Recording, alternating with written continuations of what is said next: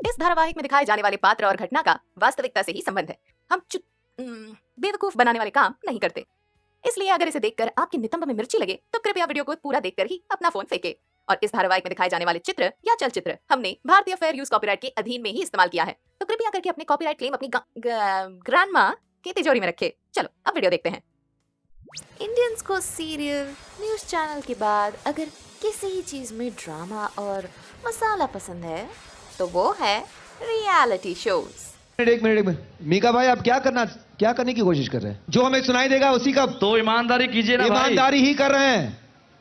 Before we get into it, मैं आपको बता दूं, इस वीडियो का टॉपिक सोचने में हमें काफी समय लग गया, बिकॉज एक ढांसू एंट्री तो बनती है, अनस्क्रिप्टेड एंट्री के नाम पर दिमाग में बस एक ही फ्रेज आता है, Indian reality shows.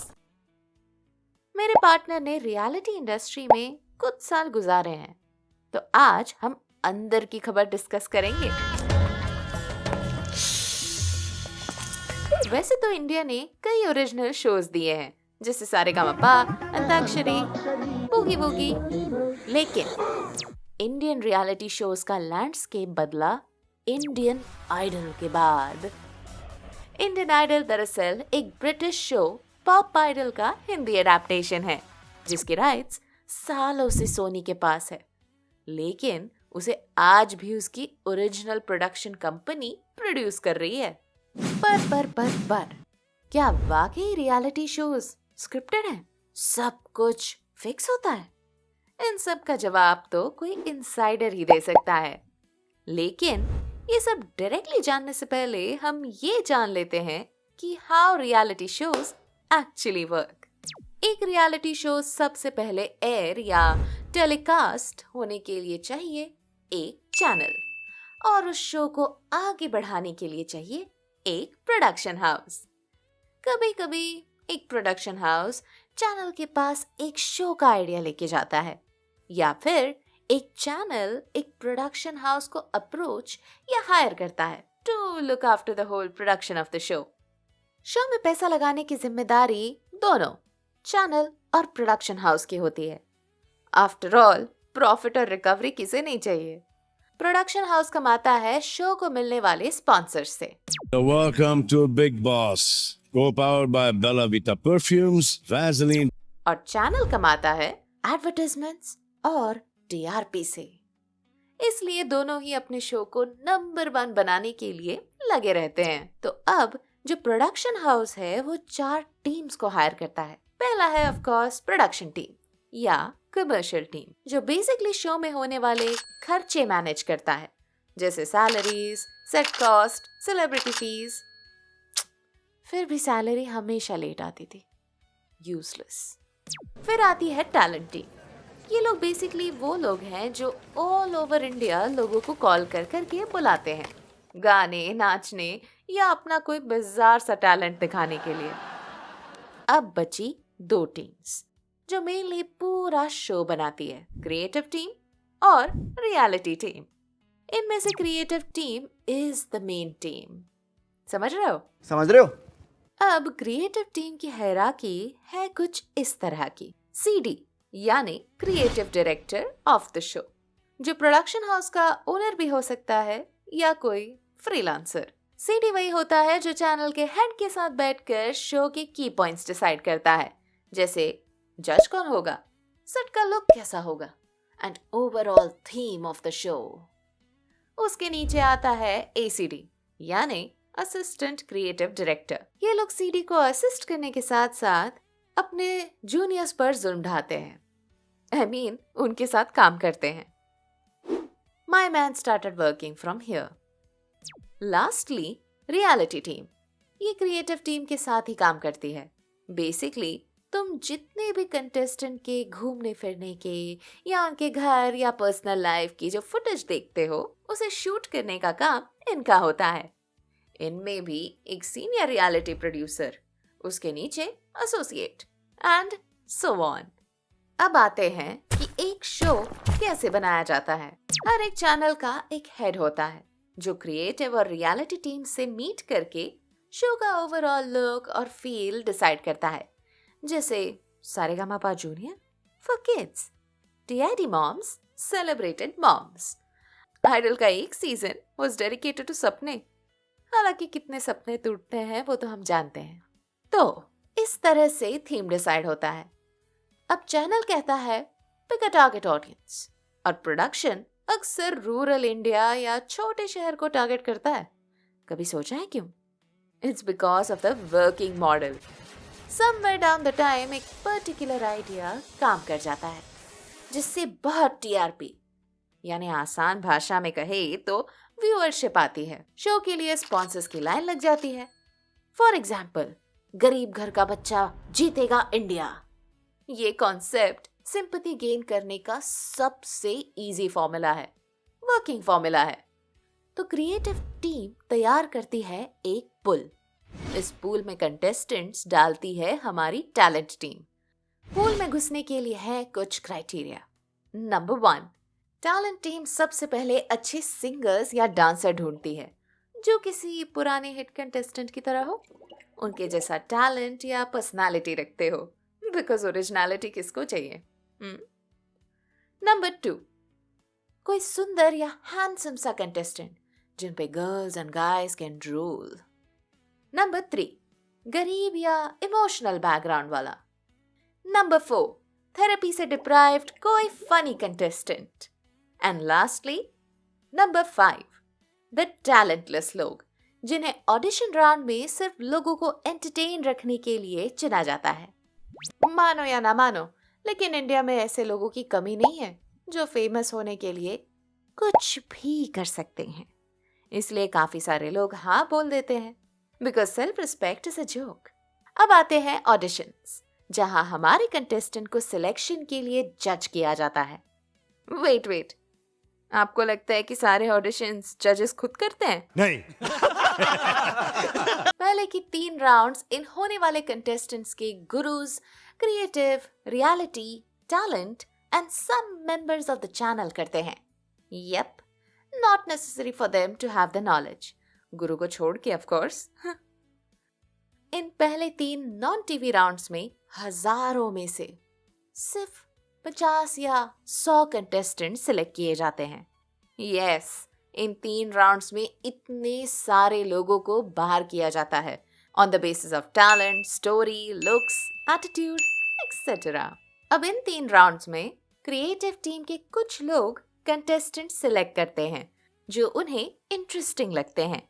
They call them और उनसे सब पूछते हैं, जैसे क्या आपकी फैमिली सपोर्ट करती है? कितने सालों से ट्रेन हो रहे हो? शो पर क्यों आना है? Your source of income, families income, कोई बॉयफ्रेंड, पति, गर्लफ्रेंड, बीवी, बच्चे, favourite actor, actress, singer, dancer, अरे कोई फेवरेट जज ही बता दो। लाइफ में ड्रामा है क्या? जी हाँ, आपसे ये सब पूछा जाता है। एंड ये सब चैनल, क्रिएटिव, रियलिटी और टैलेंट टीम में डिस्कस होता है। लोगों का मजाक बनाया जाता है। She, I can't believe I'm dating one of them. You. No, it wasn't me. Fine, whatever. Whatever. Anyway, यहाँ पर ये लोग डिसाइड करते हैं कि किसका प्रोफाइल या स्टोरी इनके शो के हिसाब से अच्छा है। अगले राउंड में सिलेक्ट होने वाले कंटेस्टेंट के नाम की एक लिस्ट आगे जाती है रियलिटी टीम के पास। रियलिटी टीम अब वापस इन सब को कॉल करती है और सेम क्वेश्चन करती है to cross check. In fact they take it a step further. Contestant से उनका डे टू डे शेड्यूल पूछते हैं, कब खाते हो, कब पीते हो, कब पॉटी करते हो, एवरीथिंग मैटर्स। अब चालू होती है तैयारी पिचिंग की। जैसे किसी इमोशनल इंसान की कोई इमोशनल स्टोरी, किसी की फनी तो किसी की इंस्पिरेशनल, कौन सी लोकेशन पे कैसे शूट होगा, वगैरह वगैरह। The world of filming in India, to be specific, depends on references, यानी कि शो के फॉर्मेट में कब किसकी स्टोरी लानी है, कैसे लानी है, ये सब तक किसी और सक्सेसफुल शो को देखकर डिसाइड किया जाता है। और ये रेफरेंसेस ढूंढते हैं हमारे मिनियंस, यानी कि एसोसिएट रियलिटी प्रोड्यूसर और उनके इंटर्न्स। ये स्टोरीज फिर आगे पिच होती है to creative director and channel. जो आगे डिसाइड करते हैं कि किसकी कहानी आगे बढ़ानी है और किसकी नहीं। अब आता है TV round, the real game. सब कुछ डिसाइड करने के बाद जिन जिन की पिच बनी है वो लोगों की स्क्रिप्ट बनती है। Yes, script. शो में राइटर्स तो होते हैं, बट उनका रोल एंकर्स के लिए जोक्स और ओपनिंग्स लिखने जितना ही होता है। कंटेस्टेंट्स की स्क्रिप्ट लिखते हैं क्रिएटिव टीम वाले। What? Bro, what are you talking about, man? देखा, इतनी है इनकी क्रिएटिविटी। एनीवे, इस स्क्रिप्ट की कॉपीज जजेस के पास भी होती है। एंकर्स, जजेस एंड कंटेस्टेंट्स तक को बताया जाता है कि इन लोगों को कब क्या बोलना है, और अगर चीजें इम्प्रॉम्प्टू हो जाए तो जजेस के कान में इन ईयर्स होते हैं, जिसमें क्रिएटिव रूम से क्रिएटिव डायरेक्टर उनके कान में खुस कर रहा होता है, गाइड कर रहा होता है। कई बार ऐसा होता है कि जजेस रिक्वायर्ड नंबर ऑफ कंटेस्टेंट से ज्यादा लोग सिलेक्ट कर लेते हैं, तो उन्हें बाद में अलग से बिना जजेस के परफॉर्म करवाकर अनवांटेड लोगों को निकाल के आप लोगों के सामने टॉप 15 या 16 रख दिए जाते हैं। इवन जजेस डोंट रिमेम्बर देम। अब पूरे शो के दौरान ऑडियंस को मसाला तो देना ही होगा ना, तो क्रिएटिव और रियलिटी टीम एपिसोड की थीम के साथ साथ ये भी सोचती है कि किस किस का लव एंगल दिखाए, किसकी गरीबी या बाप का ऑपरेशन दिखाए। कितने ही कंटेस्टेंट्स शो में आने और टिकने के लिए झूठ बोलते हैं, अपने रियल पार्टनर से ब्रेकअप कर लेते हैं, क्योंकि टीवी पर रोमांस जो चलाना है, गरीबी या अंधे होने तक का नाटक करते हैं। और कई बार क्रिएटिव टीम या चैनल वाले भी उनसे ये सब करवाते हैं। जैसे अगर आपको याद होगा, एक शो ने उनके किसी एक कंटेस्टेंट को अंधा बना दिया था और बाद में उसी के ऑपरेशन का नाटक किया। बेसिकली ये लोग आप लोगों के दिए गए वोट्स के आधार पर या किसकी परफॉर्मेंस के टाइम चैनल कम या नहीं स्विच हुआ, उस बेसिस पे कंटेस्टेंट की स्टोरी आर्क को आगे बढ़ाते हैं। ये लोग इनकी शो पे प्रमोशन के लिए आने वाले सेलिब्रिटीज से उनकी तारीफ करवाते हैं, फाइनेंशियल हेल्प करवाते हैं, ताकि कंटेस्टेंट्स ऑडियंस के लिए हीरो कंटेस्टेंट बन जाए और पू की तरह सबकी फेवरेट भी। Yes, the shows are actually scripted, but are the winners, क्या वो भी फिक्स होते हैं?